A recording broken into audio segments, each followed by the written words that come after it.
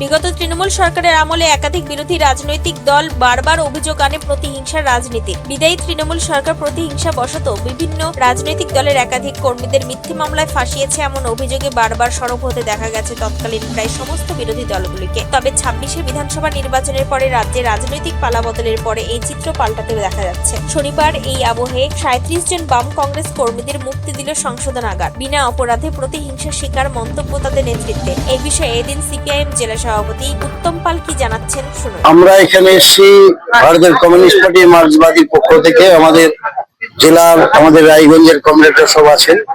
এরপরে আমাদের 17 জন কমরেড গত 14ই মে থেকে ইসলামপুর কোর্টে তারা সারেন্ডার করে। পরবর্তীতে ইসলামপুর থেকে তাদের রায়গঞ্জে পাঠিয়ে 14 তারিখ থেকে 1 মাস 6 দিন বাদে জেলা জজ কোর্টে ইসলামপুরেতে আজকে তাদের জামিন মঞ্জুর হয়েছে। 2018 সালে একটা মিথ্যা মামলায় আমাদের কমরেডদেরকে ফাঁসানো হয় এবং এই কেসে আগে অনেকে জামিন পেয়েছিলেন। অবশিষ্ট যারা জামিন পেয়েছিলেন না, চার্জশিট সাবমিট হওয়ার পরে তারা সারেন্ডার করলেন। আজকে তাদের জামিন হল, তারা বেরোবেন। আমাদের কোটরা কমরেডরা সব এসছেন, আমাদের রায়গঞ্জের কমরেডরা আছেন, তাদের সকলকে নিয়ে একসাথে তারা বাড়ির উদ্দেশ্যে ফিরে যাবে। ফলে মিথ্যা মামলায় আমাদের কমরেডদের, বয়স্ক কমরেড আছে কমরেড দবিরুল ইসলাম, লতিফুর রহমান, বয়স্ক কমরেড, আমাদের পার্টি সিপিআইএম পার্টির জেলা সম্পাদক সদস্য আছেন এখানে, হুলু নাম। ফলে আমরা এই যে মিথ্যা মামলা, তার বিরুদ্ধে আমাদের কমরেডরা লড়াই করছেন। এর আগেও কিছু জামিন হয়েছে, অবশিষ্ট যারা ছিল তাদের আজকে জামিন হয়েছে। আমরা সেই কারণে যে মিথ্যা দিয়ে বেশি দিন ধরে রাখা যায় না। এদিন কংগ্রেস সভাপতি মোহিত সেনগুপ্ত কি জানিয়েছেন শুনুন। প্রতিহিংসার আজকে বলি হয়েছে 18 সালে একটা ঘটনা প্রকৃতিতে মিথ্যা কেসে অজুহাতে এই 37 জন কর্মীকে ফাঁসানো হচ্ছে।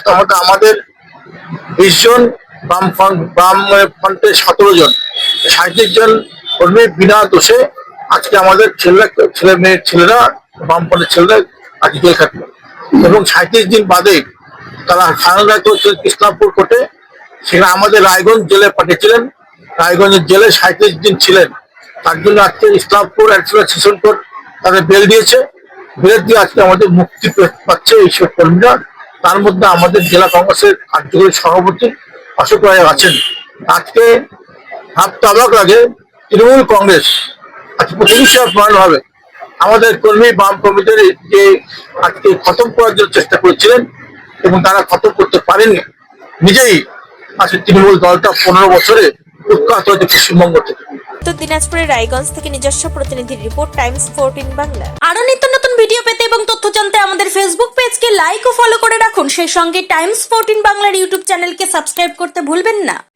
মুখের উজ্জ্বলতা হারিয়ে গেছে, স্পট পড়ে গেছে, ব্রণ ভর্তি, তাই আর দেরি না করে আজই আসুন রায়গঞ্জের চণ্ডীতলায় হেলথ প্লাস মাল্টি স্পেশালিটি ক্লিনিকে এবং এখানে পান অভিজ্ঞ ডাক্তার দ্বারা ফ্রি স্কিন টেস্ট।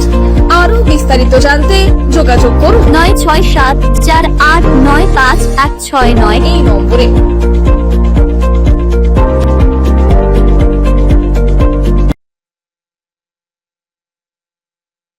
আজ তোমার বিয়ে সাজলো নতুন সাজে,